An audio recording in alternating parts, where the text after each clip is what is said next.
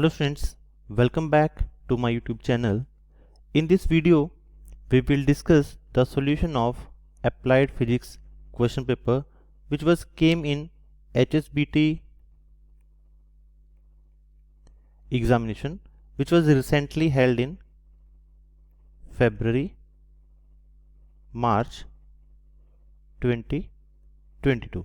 जो अभी फरवरी मार्च 2022 में हमारे HSBT के एग्जामिनेशन हुए थे उसमें ये हमारा क्वेश्चन पेपर आया था। इस वीडियो लेक्चर में हम section A and section B का सॉल्यूशन करेंगे। For section C and D उसके लिए आपको एक नेक्स्ट वीडियो इसके बाद मिल जाएगी। सो विदाउट वेस्टिंग टाइम हम क्वेश्चन पेपर को डिस्कस करते हैं। हमारा सेक्शन ए जो था, सेक्शन ए में हमारे पास 6 क्वेश्चंस दिए गए थे and each carrying 1 marks. Out of the 6 questions हमने ओनली 4 क्वेश्चंस क्या करने थे, अटेम्प्ट करने थे। ओनली बिकॉज ऑफ लॉकडाउन ये हमें चॉइस दी गई थी। हो सकता है अभी जो नेक्स्ट एग्जामिनेशन हो उसमें हमें 6 के 6 क्वेश्चंस डिस्कस करने हो, सॉल्व करने हो, पर इस वीडियो में हम 6 के 6 जो क्वेश्चंस दिए गए हैं उनका सॉल्यूशन करेंगे। सो हमारा जो फर्स्ट क्वेश्चन दिया गया था, फर्स्ट क्वेश्चन था यूनिट ऑफ चार्ज इज। हमसे पूछा गया था कि जो चार्ज है, चार्ज के यूनिट क्या होते हैं। उसके लिए हमें ऑप्शंस दी गई थी। ऑप्शन ए था ampere, option B coulomb, option C capacitance and option D था ऑल ऑफ द अबव। इस क्वेश्चन का जो सही आंसर है वो क्या है, ऑप्शन बी। ऑप्शन बी क्या है, इस क्वेश्चन का सही आंसर है। जो चार्ज का यूनिट होता है वो क्या होता है, coulomb. So option B is the correct answer. हम बाकी ऑप्शंस के बारे में भी डिस्कस कर लेते हैं। जो एम्पियर है, एम्पियर जो यूनिट होता है वो क्या होता है, करंट का।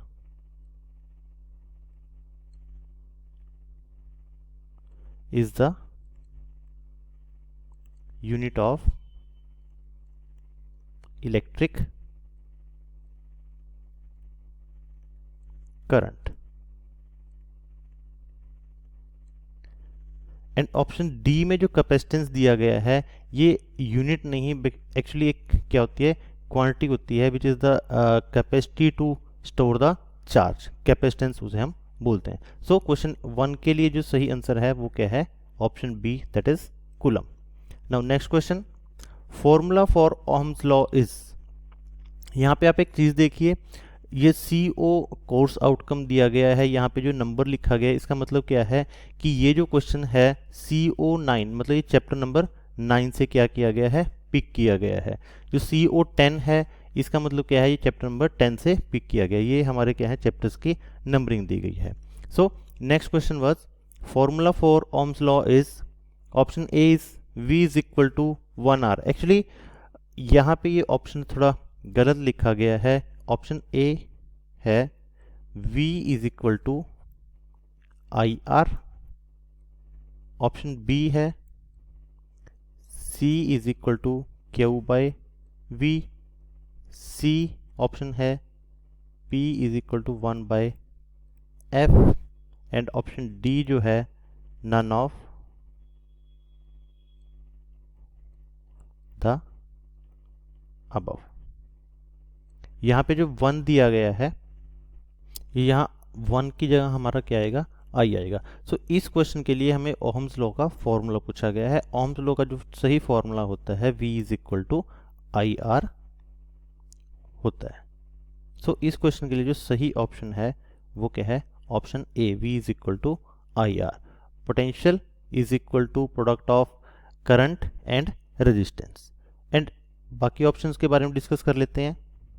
जो ऑप्शन बी है which is C is equal to Q divide by V, this is capacitance का, ये कैपेसिटेंस का फॉर्मूला होता है। एक्चुअली हम इसको लिखते हैं, यहाँ पे हम सॉल्व कर लेते हैं इसको, Q is equal to CV। मतलब क्या है कि charge stored in a capacitor is equal to capacitance into its potential. So and जो ऑप्शन सी दिया गया है P is equal to 1 by F, ये क्या है, power is equal to 1 by F, मतलब फोकल लेंथ का इन्वर्सली प्रोपोर्शनल क्या होता है, पावर होता है। सो इस क्वेश्चन के लिए जो सही ऑप्शन है वो क्या, ऑप्शन ए है, V is equal to IR। Next question is question number 3, optical fibre is based on. ये जो क्वेश्चन है चैप्टर नंबर 13 में से है हमारा ऑप्टिक्स का जो जो हमारा मॉडर्न फिजिक्स का चैप्टर है उसमें से क्वेश्चन लिया गया है। क्वेश्चन क्या है, optical fibre is based on, option A is total internal reflection, option B is reflection, option C refraction and option D is none of above. तो इसके लिए जो सही ऑप्शन है वो क्या है, ऑप्शन ए, ऑप्टिकल फाइबर जो है वो टोटल इंटरनल रिफ्लेक्शन के फिनोमिना के ऊपर क्या होते हैं, बेस्ड होते हैं। ये क्वेश्चन हम जो हमारा ऑप्टिक्स का चैप्टर है वहाँ पे भी हम डिस्कस करते हैं। रिफ्लेक्शन एंड रिफ्रैक्शन अलग फिनोमिनाज हैं जो कि हम क्या करेंगे, ऑप्टिक्स में डिस्कस करते हैं। सो इस क्वेश्चन के लिए, क्वेश्चन नंबर 3 के लिए जो सही ऑप्शन है वो ऑप्शन नंबर ए है, that is total internal reflection. Next question, question number 4। इस क्वेश्चन में पूछा गया है ultrasonic wave have frequency, options दिए गए हैं। ऑप्शन ए क्या है, greater than 20 kilo hertz, greater than 60 kilo hertz, less than 100 kilo hertz and option D is none of above. So इस क्वेश्चन के लिए भी हमारे पास जो सही ऑप्शन है वो क्या है, ऑप्शन ए। जो फ्रीक्वेंसी रेंज हमारे पास 20 किलो हर्ट्ज से लेस देन 20 किलो हर्ट्ज होती है वो हमारी क्या होती है, ऑडिबल रेंज होती है। रेंज, ऑडिबल रेंज का मतलब क्या है, जिस फ्रीक्वेंसी की साउंड को हम क्या कर सकते हैं, सुन सकते हैं, वो हमारी क्या होती है, ऑडिबल रेंज, मतलब लेस देन 20 किलो हर्ट्ज। अब ग्रेटर देन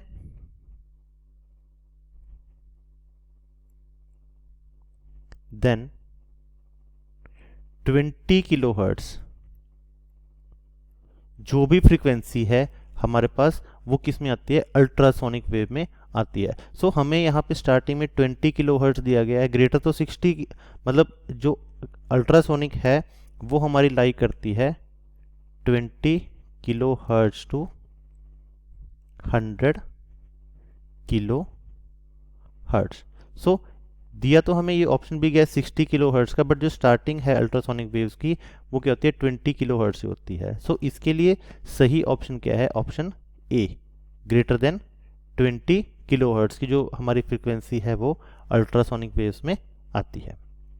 नेक्स्ट क्वेश्चन, इसको जो हमारा सेक्शन ए था इसमें 4 क्वेश्चंस अटेम्प्ट करने थे अकॉर्डिंग टू चॉइस, बट यहाँ पे हम जो 6 के 6 क्वेश्चन दिए गए हैं उनका सॉल्यूशन करेंगे। Question number 5. Telescope is used for to see far off object, to see small objects, measure pressure and none of these. Telescope क्या है, एक डिवाइस है, एक इंस्ट्रूमेंट है जिसके थ्रू हम क्या कर सकते हैं, जो फार लेइंग ऑब्जेक्ट्स हैं उनको हम क्या कर सकते हैं, देख सकते हैं। सो इसके लिए जो सही ऑप्शन है वो भी क्या है, ऑप्शन ए।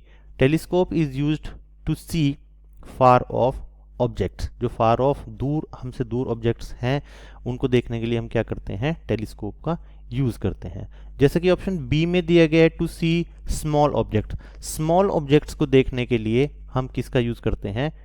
नेक्स्ट टाइम हमसे ये भी क्वेश्चन पूछा जा सकता है कि माइक्रोस्कोप, इसका जो आंसर है वो क्या होता है, माइक्रोस्कोप। माइक्रोस्कोप बेसिकली हमारी लेबोरेटरीज में, हमारी क्लिनिकल लेबोरेटरी, हमारी जो लैब्स होती हैं उसमें क्या किया जाता है, यूज किया जाता है। टू मेजर प्रेशर, प्रेशर को मेजर करने के लिए जो हमारा एटमॉस्फेयर प्रेशर है उसको यूज करने के लिए हम बैरोमीटर का क्या करते हैं, यूज करते हैं। Next question, question number 6।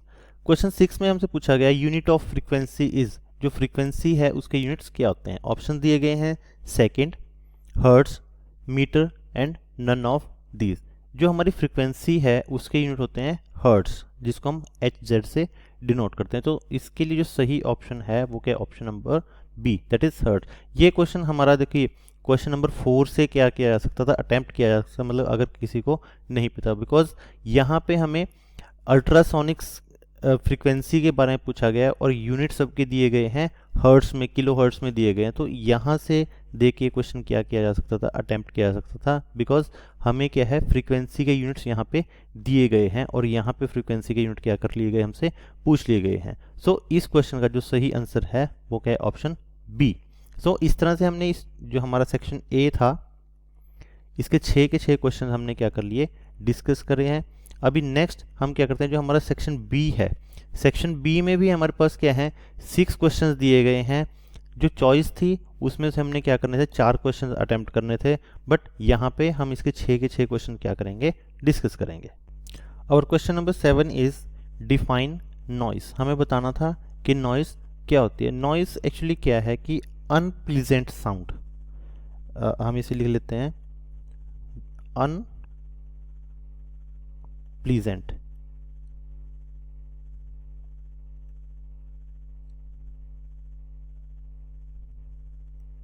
Unpleasant का मतलब क्या है, जो नॉइस हमें क्या करती है, मतलब अच्छी नहीं लगती, जो साउंड हमें क्या है अच्छी नहीं लगती, उसे हम क्या बोलते हैं, नॉइस बोलते हैं। जो मतलब जिससे हम सुनना क्या नहीं करते, पसंद नहीं करते, वो क्या होती है, अनप्लीजेंट साउंड होती है। लाइक जो ट्रैफिक की साउंड है, हॉर्न है, जो इंडस्ट्री की साउंड होती है, ये सारी क्या होती हैं, नॉइस में ही इनको क्या है, काउंट किया जाता है। सो अनप्लीजेंट की जगह हम क्या है, एक वर्ड और भी यूज कर सकते हैं, अनडिजायरेबल वर्ड हम इसकी जगह क्या है, यूज कर सकते हैं। लाइक इसकी जो डेफिनेशन है उसको हम लिख लेते हैं।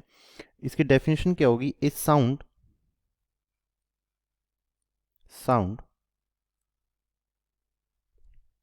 which produces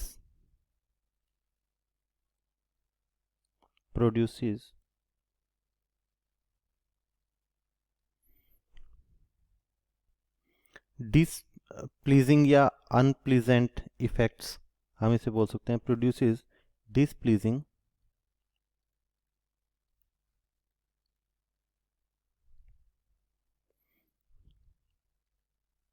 effects effect sorry effect यहाँ पे लिखा गया जाएगा, effect on the year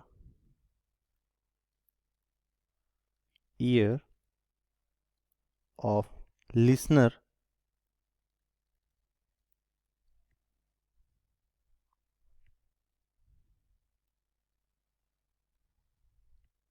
is called noise. So जो साउंड हमें क्या है, अनप्लीजेंट इफेक्ट, मतलब इसे हम ऐसे कह सकते हैं कि जो अनडिजायरेबल साउंड है उसे हम क्या बोलते हैं, नॉइस बोलते हैं। So this was all about question number 7। So next proceed to next question, give the full form of SHM. SHM की फुल फॉर्म क्या होती है? SHM is basically a type of motion which is known as simple, question number answer 8 लिख देते हैं हम इसको,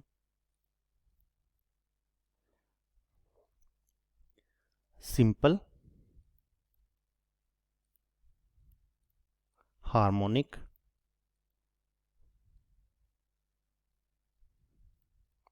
motion. SHM का मतलब होता है simple harmonic motion. Simple harmonic motion में हमारा क्या होता है कि जो रीस्टोरिंग फोर्स है, it is proportional to displacement. We can write it as F is directly proportional to F. Basically F is restoring force and X is the displacement. तो जब हम क्या करते हैं कि प्रोपोर्शनलिटी को हटाते हैं, तो प्रोपोर्शनलिटी की जगह हमारे पास क्या आता है, minus k x. K is basically a constant known as spring constant, भी इसे हम क्या बोल सकते हैं, स्प्रिंग कॉन्स्टेंट भी इसे हम बोल सकते हैं। So this is basically simple harmonic motion. Simple harmonic motion की हमसे डेफिनेशन भी पूछी जा सकती है, तो इसको हम सिंपली ऐसे ही लिखेंगे कि a body is said to be execute simple harmonic motion if its acceleration is proportional to its displacement, nothing more. इतना क्या होगा इसके लिए सफिशेंट होगा। So this was all about question number 8। Next question number 9, give units of power of lens. हमें यहाँ पे जो पावर ऑफ लेंस है उसके यूनिट्स पूछे गए हैं। बेसिकली जो पावर ऑफ लेंस है उसका जो यूनिट होता है, it is answer number 9, power of lens का जो यूनिट है इट इज डाईऑप्टर। डाई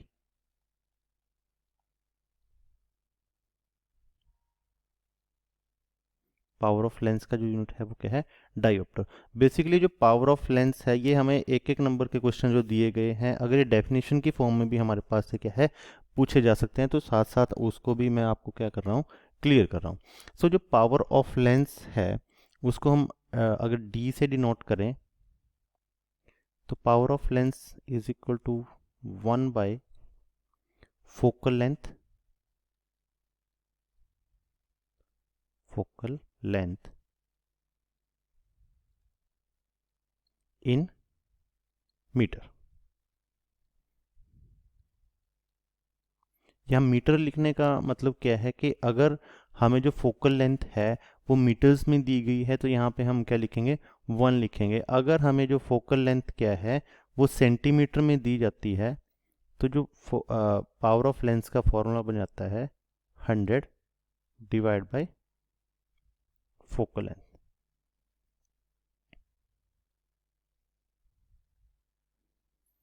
यहाँ ब्रैकेट में लिख सकते हैं इन सेंटीमीटर। अगर आपको फोकल लेंथ क्या है सेंटीमीटर में दिया गया है तो हमारा फॉर्मूला क्या होगा, power is equal to 100 divide by focal length. Basically D से जो HSBT की हमारी बुक्स हैं उसमें डी से इसको नोट किया गया है, वैसे हम इसको पावर पी से भी हम क्या कर सकते हैं, डिनोट कर सकते हैं। डी बेसिकली यहाँ जो डाईऑप्टर है उसका एक सिंबल यूज़ किया गया है, हम यहाँ पे पी भी इसको लिख सकते हैं। जो जनरल हमारा फॉर्मूला बनेगा P is equal to 1 by F. P is the power and F is the focal length. Basically जो पावर होती है किसी भी लेंस की वो क्या है, बेसिकली कोई भी lens, suppose this is our convex lens, कि जो रे ऑफ लाइट इसके ऊपर फॉल होगी वो उसको कितना पास या कितना दूर क्या करता है, यहाँ पे जो जो हमारे प्रिंसिपल एक्सिस हैं, जो रे ऑफ लाइट यहाँ से इंसिडेंट हुई वो प्रिंसिपल एक्सिस पे जो है कितना लेंस के कितना पास या कितना दूर क्या है फोकस होती हैं, तो वो बेसिकली होती है पावर ऑफ लेंस होती है। So this was all about power of lens. Next question is give the formula for Ohm's law.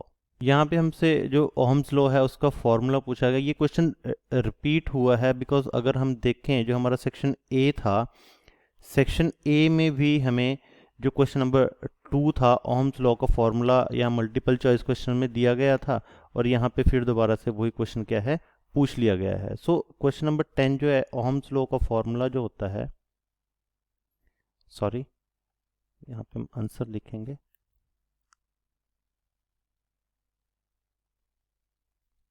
तो जो हमारा फॉर्मूला होगा V is equal to IR। V is equal to I. V is the potential, I is the current and R is the resistance। ये तीनों parameter यहाँ पे बताए गए हैं। हमसे अगर ओहम्स लॉ की डेफिनेशन पूछी जाती है तो उसको हम लिख सकते हैं कि if physical conditions remain same. Physical conditions का मतलब क्या है कि temperature and pressure remain same, then potential sorry current flowing through a conductor is directly proportional to potential applied.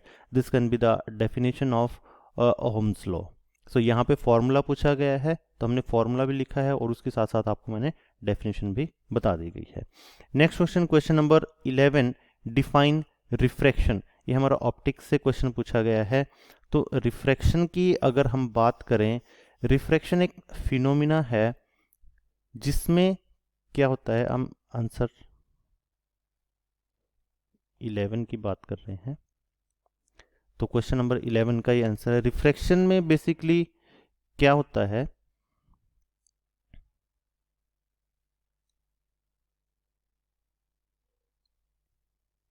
Suppose ये हमारा क्या है, कोई सरफेस है जो दो मीडियम्स को क्या कर रहा है, सेपरेट करता है। Suppose this is our medium 1 and this is 2, medium 1 and medium 2। Suppose refraction में क्या होगा कि अगर रे ऑफ लाइट क्या है एक मीडियम 1 से मीडियम 2 की तरफ क्या करती है, ट्रेवल करती है, तो इसका पाथ जो है अभी रे ने क्या था, इस तरह से सीधे ट्रेवल करना था, बट जो रे ऑफ लाइट है ये, इसका पाथ क्या है, इस तरह से चेंज हो जाता है। सो रिफ्रैक्शन में हम बेसिकली क्या कहते हैं कि जो रे ऑफ लाइट है जब एक मीडियम से दूसरे मीडियम में क्या करती है, ट्रेवल करती है, तो वो अपने पाथ को क्या कर देती है, चेंज कर देती है। बेसिकली ये हमारा क्या है, फिनोमिना है रिफ्रैक्शन का। अब जो पाथ चेंज हुआ है, अब उसकी मेजरमेंट कैसे करेंगे, उसकी मेजरमेंट बेसिकली हम करते हैं नॉर्मल से। अब ये रे ऑफ लाइट इस तरह से यहाँ ट्रेवल कर रही थी, it bends towards the normal. ये हमारा क्या है, एक एन, इसको हम लिख देते हैं एन, एन डैश हमारा क्या है, एक नॉर्मल है। ये रे ऑफ लाइट क्या है, इस तरह जा रही थी और नॉर्मल की तरफ क्या हो गई है, मुड़ गई है। तो ray of light towards the normal bent होएगी या away from the normal bent होएगी, ये डिपेंड करता है कि आपकी रे ऑफ लाइट क्या है, किस तरह के मीडियम से क्या कर रही है, ट्रेवल कर रही है, और किस तरह के मीडियम में क्या कर रही है, ट्रेवल कर रही है। अगर रे ऑफ लाइट क्या है आपकी, सपोज हमारा ये मीडियम वन क्या है, ये क्या है, रेयर मीडियम है, रेयर मीडियम है, और ये क्या है, डेंसर मीडियम। जब रे ऑफ लाइट क्या करती है, रेयर मीडियम से डेंसर मीडियम की तरफ क्या करती है, ट्रेवल करती है, it bends towards the normal. ये नॉर्मल की तरफ क्या हो जाएगी, बेंट हो जाएगी। यहाँ से हम देख सकते हैं कि यहाँ पे हमारा जो एंगल ऑफ इंसिडेंस है वो क्या ज़्यादा है, और एंगल ऑफ रिफ्रैक्शन क्या है, कम है। This is angle I and this is angle R. So refraction में ये मतलब हम अगर मीडियम्स की रेयर एंड डेंसर की बात करें, जब रे ऑफ लाइट क्या करेगी, रेयर से डेंसर में एंटर करेगी, तो it bent towards the normal. और अगर इसका रिवर्स हम देखते हैं कि अगर रे ऑफ लाइट क्या है, डेंसर से, इसी प्रोसेस को अगर हम रिवर्स कर देते हैं कि अगर रे ऑफ लाइट क्या है, रेयर से, सॉरी, डेंसर से रेयर की तरफ जाएगी, तो it will bend away from the normal. This was the phenomena of refraction. इसकी definition हम लिख देते हैं। definition क्या होगी, when a ray of light, when a ray of light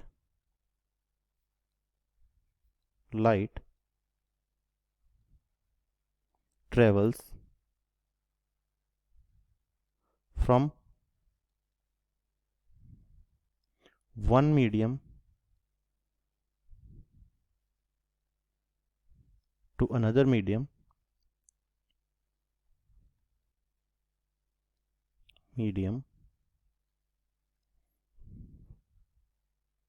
its path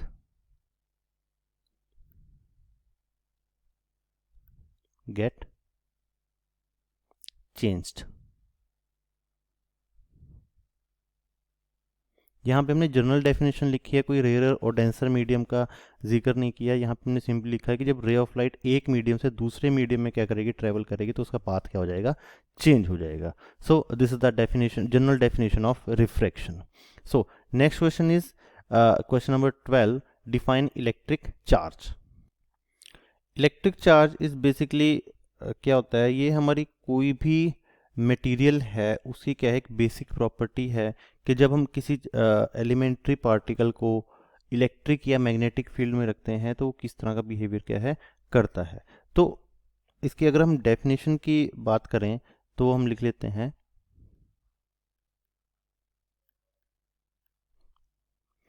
basic, this is the electric charge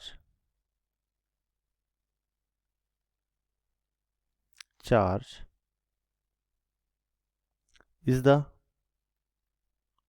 जिस तरह से कोई भी बॉडी है उसका मास होता है उस, तो इसी तरह से क्या है, उस बॉडी का क्या होता है, अपना चार्ज भी होगा। Electric charge is the basic property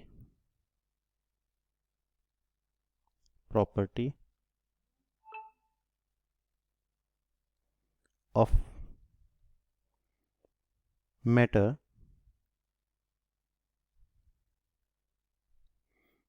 carried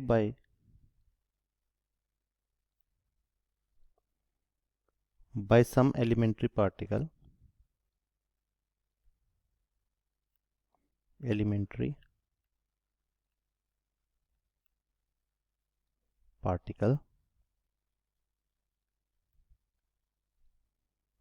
that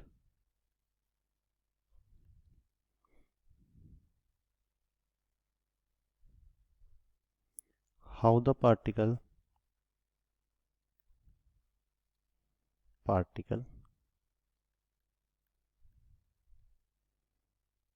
are affected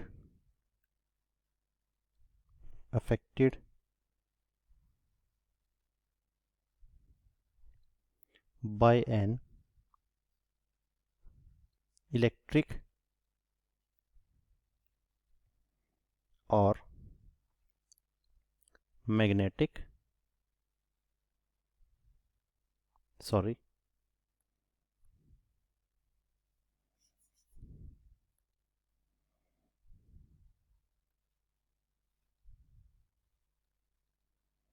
magnetic field. Basically जिस तरह से हमारे पास कोई हमारे मैटर है उसमें मास की बेसिक प्रॉपर्टी है, इस तरह से क्या है चार्ज की भी क्या होती है बेसिक प्रॉपर्टी है कि कोई बॉडी क्या होगी पॉजिटिव चार्ज होगी या नेगेटिव चार्ज होगी। अगर जैसे हम बात करें किसी भी एटम की, अगर हम बात करें एटम मान लीजिए हम कोई एटम ए मान लेते हैं, एटम ए के पास हमारे पास क्या होंगे 8 इलेक्ट्रॉन्स होते हैं और 8 ही क्या होंगे प्रोटॉन्स होंगे। ठीक है, तो अगर क्या कर बेसिकली क्या इन जनरल ये हमारा एटम क्या है न्यूट्रल है। अगर ये एटम क्या कर देता है एक इलेक्ट्रॉन यहाँ से हम क्या कर लेते हैं इसका निकाल लेते हैं, एक इलेक्ट्रॉन हमने निकाल लिया तो यहाँ पे हमारे पास कितने बचेंगे 7 इलेक्ट्रॉन्स बच जाएंगे। बट यहाँ पे क्या होगा एक्सेस ऑफ पॉजिटिव चार्ज हो जाएगा, तो ये जो हमारा बॉडी होगी जो एटम था हमारा वो क्या हो जाएगा पॉजिटिवली चार्ज हो जाएगा। तो इसी तरह से अगर इसको हम क्या कर देते हैं एक जो इलेक्ट्रॉन है एक इलेक्ट्रॉन हमने क्या कर दिया इसको ऐड कर दिया, एक इलेक्ट्रॉन हमने क्या कर दिया इसमें ऐड कर दिया, तो इलेक्ट्रॉन ऐड करने से क्या होगा इसके पास 9 नंबर ऑफ इलेक्ट्रॉन हो जाएंगे। तो इसके पास क्या हो जाएंगे जो पॉजिटिव चार्ज है उसकी डेफिशिएंसी हो जाएगी और इसमें जो नेगेटिव चार्ज है वो क्या हो जाएगा बढ़ जाएगा। तो ये जो हमारा एटम बन जाएगा वो कैसे बन जाएगा नेगेटिवली चार्ज बन जाएगा। सो ये क्या है हमारे इलेक्ट्रिक चार्ज की डेफिनेशन, और किस तरह से ये चार्जेस क्या करते हैं बनते हैं वो भी हमने क्या कर दिया यहाँ पे डिस्कस कर दिया। So this was the solution of our जो HSBT का हमारा एग्जाम में फिजिक्स का पेपर आया था उसका सॉल्यूशन है सेक्शन A एंड B का। सो जो नेक्स्ट पार्ट है C एंड D उसके जो सॉल्यूशन है वो आपको नेक्स्ट वीडियो में मिल जाएगा। थैंक्स।